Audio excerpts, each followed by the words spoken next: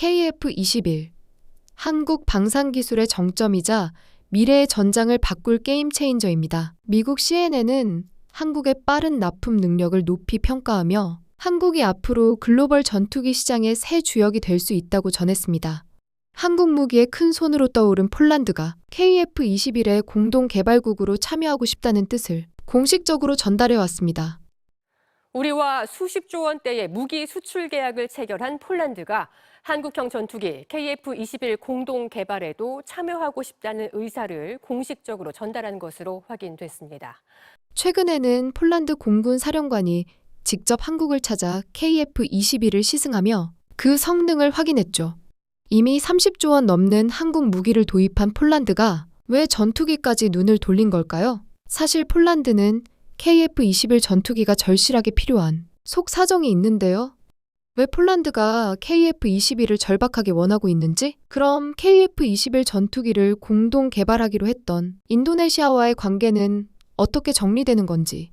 그리고 우리나라는 왜 전투기 수출에 그리도 열심히 매진하고 있는지에 대해 그 이유를 명확하게 짚어보겠습니다. 이 영상을 끝까지 시청하신다면 KF-21의 강점과 해결해야 할 과제, 그리고 앞으로 그려질 KF-21의 청사진에 대한 이해에 큰 도움이 될 것입니다. 다음 챕터로 넘어가기 전 이 영상이 도움이 될 것 같거나 흥미로울 것 같다면 이런 소식을 빠르게 받아보실 수 있도록 지금 구독 신청을 꾹 눌러주시길 간절히 부탁드립니다. 지난 7월 폴란드 공군 사령관이 직접 한국을 찾았습니다. 목적은 단 하나, KF-21의 실전 비행을 직접 눈으로 확인하기 위해서였습니다.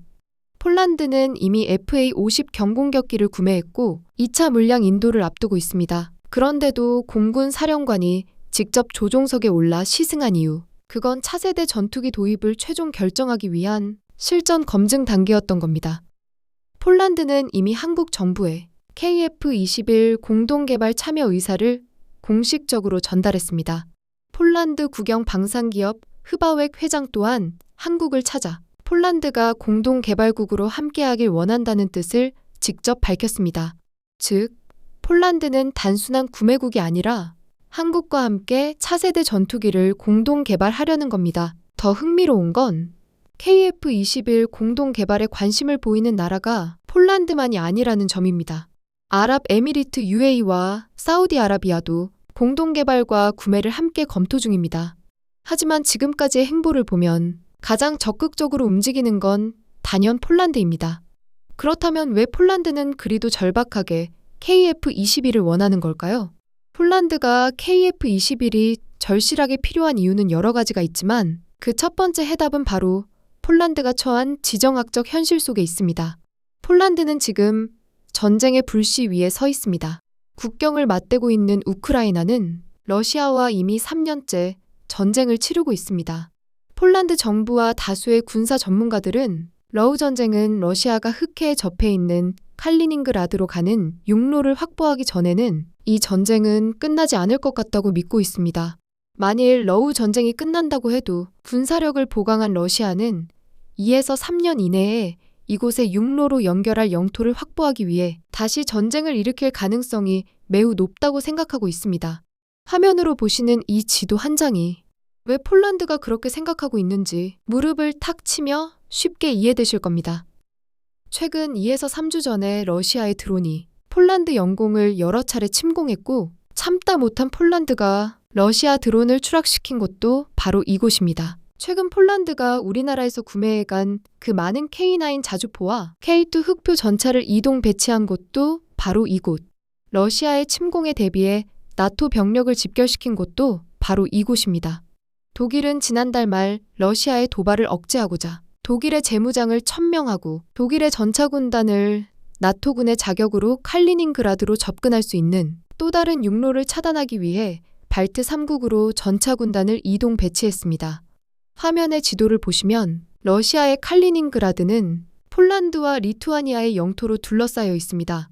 러시아가 육로로 칼리닝그라드에 접근할 수 있는 방법이 없습니다.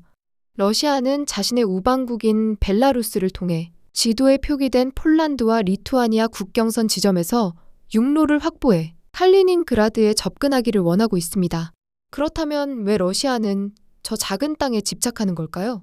칼리닝그라드는 흑해를 접하고 있어 이곳에 러시아가 육로로 접근할 수 있는 방법이 생긴다면 흑해 주변 국가들은 물론 유럽 지역 전체에 경제적, 군사적 영향력을 미치는 요충지이기 때문입니다. 러시아는 칼리닝그라드에 반경 1000km를 감시할 수 있는 고성능 레이더를 설치해서 유럽 국가들의 동향을 감시하고 있습니다. 이런 곳에 러시아가 육로까지 확보해서 대량 군사 보급이 가능한 보급로까지 확보한다면 폴란드와 유럽 여러 국가들 입장에서는 러시아가 자신의 턱 밑까지 칼을 겨눈 상황이 되기 때문에 폴란드도 나토 동맹국도 그냥 보고 있을 수 없는 상황입니다.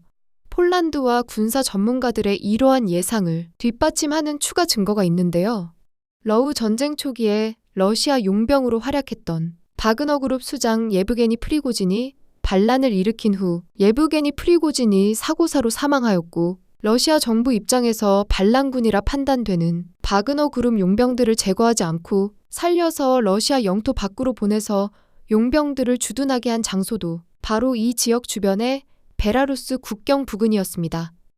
칼리닝그라드에 대한 러시아의 육로 확보는 오랜 시간 동안 러시아가 원해왔던 바람이었습니다. 이런 이유로 많은 군사 전문가들은 오늘 저곳으로 러시아가 쳐들어와도 하나도 이상하지 않은 상황이다라고 이야기하고 있습니다. 폴란드의 이러한 지정학적 상황으로 전쟁의 불씨가 언제 자국으로 번질지 모른다는 불안감. 그게 바로 폴란드가 지금 당장 차세대 전투기를 준비해야 하는 진짜 이유 중 하나입니다. 폴란드 공군은 이미 노후 전투기들이 잇따라 퇴역이 예정되어 있어 한국의 FA-50을 긴급 도입했습니다. 하지만 FA-50은 어디까지나 경공격기입니다.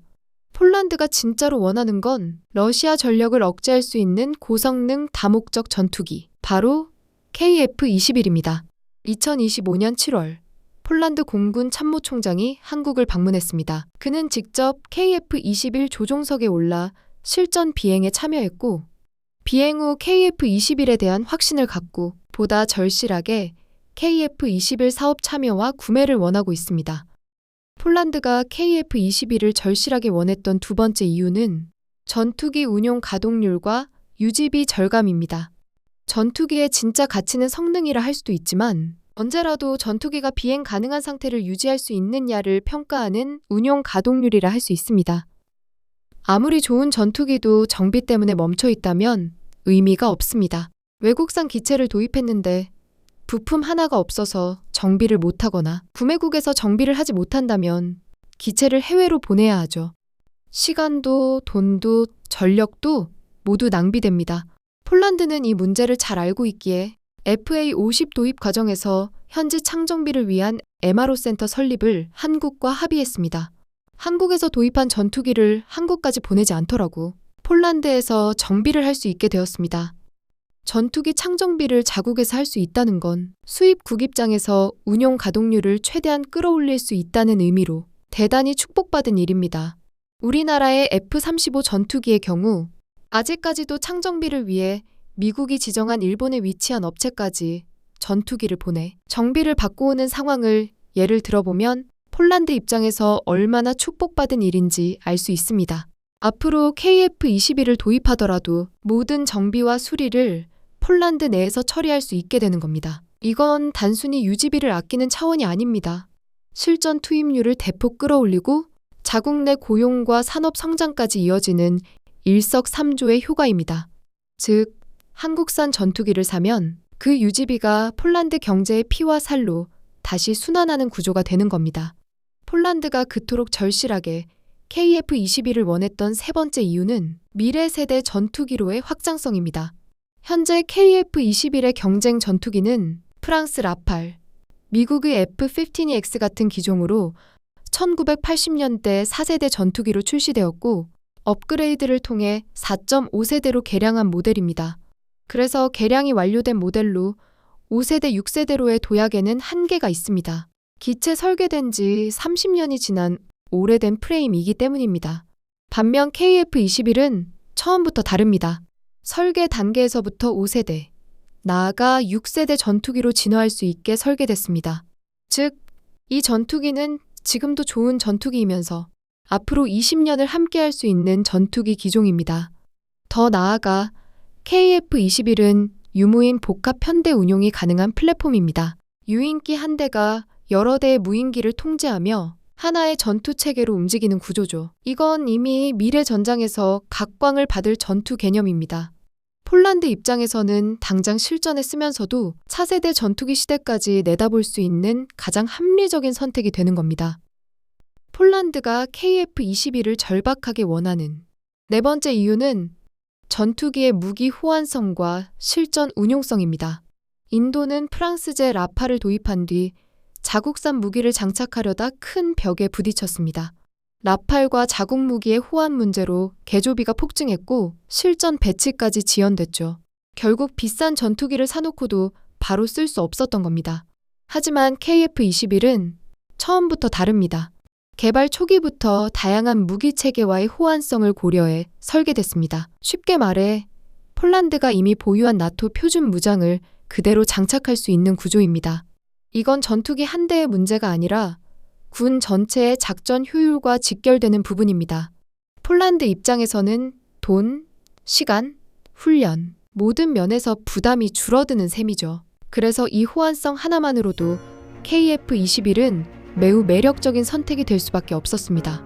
결국 폴란드가 KF-21 개발 사업에 참여하고 싶어하는 이유는 단순하지 않습니다. 안보 위기 대응, 전력 효율성, 산업 발전, 미래 전투력 확보, 이 네 가지를 한 번에 해결할 수 있기에 폴란드 국익을 지키는 유일한 해답이기 때문입니다. 그 해답이 바로 한국의 KF-21입니다. KF-21 개발 사업 블록 1까지의 과정은 우리 방산 산업이 가보지 않은 미지의 길을 개척해왔다고 볼 수 있습니다. 그 미지의 길이 쉽지 않았기에 많은 우려와 비웃음이 있었고 우리를 믿지 못했던 사업 파트너인 인도네시아의 배신 아닌 배신이 있었다고 생각합니다. 그 험하고 어려운 길을 완주하고 난 지금 KF-21의 성능을 실전 비행을 통해서 확인했기 때문에 폴란드, UAE 등 여러 국가들이 우리와 함께하기를 원하고 있다고 생각합니다. 그렇다면 KF-21의 남은 과제는 무엇일까요? 우리가 계획했었던 블록2 모델과 블록3 모델을 개발하고 보다 장기적으로는 완전한 국산 엔진을 개발하는 과제가 남아 있습니다. 블록2에서는 블록1에서 공대공 대응만 가능했던 KF-21을 공대지 공격까지 가능하도록 테스트가 진행되며 항전 장비 센서 무장이 업그레이드되어 지상 표적에 정밀 타격이 가능해집니다. 이 과정은 FA-50 경공격기를 라이센스 생산했던 경험이 있어 블록1 과정만큼 험난하지는 않을 것이라 예상됩니다. 블록3 버전에서는 완전한 스텔스 성능의 확보와 유무인 복합 편대 운용 같은 미래형 능력까지 갖추게 됩니다. 기존에 개발 완료된 KF-21과 무인기 기체를 AI 통제 시스템으로 하나의 운영 시스템으로 통합하는 소프트웨어 개발이 진행될 예정입니다. 이러한 추가 업그레이드 작업과 전투기 핵심 부품 중 하나인 국산 엔진 개발을 위해서는 적지 않은 연구 개발 비용이 필요하기 때문에 같이 비용을 부담할 공동 개발 파트너에 대한 고민이 깊어집니다. 그럼 어떤 나라가 우리의 파트너로 적절할까요? 솔직히 제 개인적 심정은 이렇습니다. 인도네시아가 우리를 배신했었는데 파트너는 폴란드와 같이 하자. 한 번 배신한 사람은 두 번도 배신한다. 묻지도 따지지도 말고 폴란드와 손잡자. 이것이 저의 솔직한 생각이고요. 다만 저의 개인적인 생각일 뿐 나란 일 하시는 분들까지 외교의 감정을 앞세워 결정하지는 않을 것 같습니다. 우리 정부는 인도네시아와 협의해서 KF-21의 개발 사업의 분담금을 재조정했습니다. 인도네시아의 분담금은 기존 1조 6천억 원에서 6천억 원으로 낮추고 인도네시아의 최대 관심사인 시제기 제공에 대한 조항은 단호히 삭제, 줄어든 비용에 맞춰 기술 이전 범위도 축소하는 방향으로 재합의를 한 것입니다. 그렇다면 새로운 파트너는 누가 될까요? 전문가들에 의하면 KF-21 업그레이드에 공동 개발국으로 참여를 원하는 각 국가들과 물밑 협의가 진행 중이라고 합니다. 다만 군사기밀의 특성과 국가 간의 외교적 성격의 이슈가 있어 최종 결정이 되지 않은 사항이다 보니 우리 국민들에게 알려지지 않은 상황입니다. 여기에 우리 정부가 빠르게 발표하지 못하는 이유가 하나 더 있는데요. KF-21의 아픈 손가락 사연이 있기 때문입니다. KF-21은 분명히 우리 기술로 만든 전투기가 맞는데요. 이 아픈 손가락은 KF-21의 엔진입니다. KF-21의 엔진은 한화 에어로스페이스에서 생산했지만 생산 여부를 결정하는 권한은 미국의 지휘사에 있습니다. 이 점이 왜 아픈 손가락이냐면 KF-21을 제3국으로 수출하려면 엔진 기술이 미국 지휘사에 있기 때문에 미국 정부의 허가가 필요하기 때문입니다. 우리 공군 사용 물량은 승인받았지만 해외 수출은 국가별로 미국 정부의 승인을 받아야 합니다. 이러한 기준은 우리나라에도 있는데요. K9 전투기나 K2 전차를 해외로 수출하려면 우리 정부의 승인을 받아야 하는 원리와 동일하다 보시면 됩니다. KF-21의 추가 공동 개발 사업에 관심을 보인 국가들로는 폴란드 외 UAE, 사우디 정도가 깊은 관심을 보였고 구매에 관심을 보인 나라는 말레이시아, 태국, 베트남, 필리핀 정도라 할 수 있는데요. 미국 정부로부터 해당 국가별로 지휘사의 라이센스 승인과 관련된 협의가 어느 정도 진행된 후 추가 공동 개발에 대한 파트너의 윤곽이 드러날 것으로 예상됩니다. 우리 정부 입장에서는 최초 계획에서 인도네시아의 변심으로 생각지 못한 추가 예산 1조가 투입된 상황이라 다른 국가와 같이 개발해서 부담을 줄이기 위해서 파트너가 필요합니다. 어느 국가와 공동 개발할지에 대한 결정은 우리 정부가 결정할 사안이지만 공동 개발에 참여를 원하는 나라 중 미국 정부가 엔진 판매에 대해 동의할 확률이 가장 높은 나라가 폴란드라 예상하기 때문에 폴란드가 공동 개발 국가로 참여할 확률이 가장 높다고 조심스럽게 예상을 해봅니다. 그리고 우리가 UAE에 지휘 엔진을 달아 수출하는 것에 대해 미국이 동의한다고 전제를 하면 폴란드 다음으로 적극적인 UAE를 포함한 3자 구도가 좋다고 생각하며 그 가능성도 높다고 생각합니다. 그렇게 생각한 이유는 폴란드에게 전투기가 필요한 이유는 러시아를 견제하기 위함이고 이러한 폴란드의 필요성은 미국의 국익에 부합하는 요소가 많아 다른 나라들보다 미국이 동의할 확률이 높다고 판단하기 때문입니다. 이러한 의견은 저의 짧은 생각일 뿐 만약 저의 예상과 생각에 동의하지 않으시는 시청자분들이 있으시다면 그 오라버님 의견이 100% 맞습니다. 혹시라도 폴란드가 공동개발 파트너가 되지 않더라도 폴란드는 결국 KF-21을 구매할 가능성이 매우 높습니다. 그렇게 생각하는 근거는 이렇습니다. 4세대 이상 전투기 시장은 이미 한정돼 있어서 선택지가 많지 않은 점, 폴란드가 러시아산이나 중국산 전투기를 선택할 이유가 없는 점, 남은 선택지는 결국 미국, 프랑스, 한국 정도로 압축됩니다. 폴란드는 러시아의 전쟁 억제력을 키우기 위해서 짧은 시간 안에 많은 전력을 채워야 합니다. 이러한 이유로 빠르게 그리고 저렴하게 많은 전투기를 구입할 수 있도록 도와줄 파트너가 절실합니다. 또한 폴란드는 지출한 방위비가 자국 경제로 돌아오기를 원합니다.